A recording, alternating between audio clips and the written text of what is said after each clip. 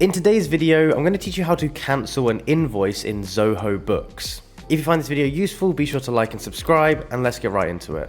To begin, you'll want to head over to Zoho's main site. Zoho is a well-known cloud software suite for businesses, providing a comprehensive platform to manage your company's needs. Once you're there, direct your attention to the Sign In option. You'll find this option typically in the upper right corner of the page. Clicking here will prompt you to enter your credentials. Ensure you have your username and password handy for a smooth login process. After signing in, navigate to Zoho Home.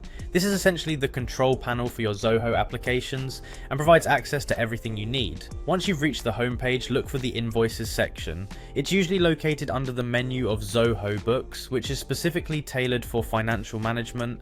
Clicking on this will bring up a list of all your current invoices. Now it's time to locate the specific invoice you wish to cancel. Browse through your list and select the invoice that requires deletion. This might be due to a transaction error or perhaps your client requested a change. Once this invoice is selected, glance toward the upper section of the interface where you'll find a 3-dot icon. This icon represents the menu for additional actions you can take.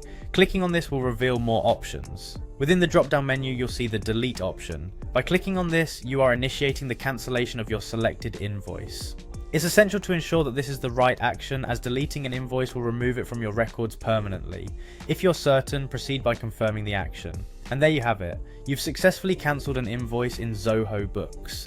Keep in mind that meticulous record management not only helps in maintaining clarity, but also assists in providing accurate financial statements.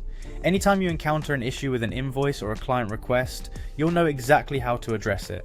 If you found this tutorial helpful, be sure to subscribe for more Zoho tips and tricks. Thank you for watching, and happy invoicing.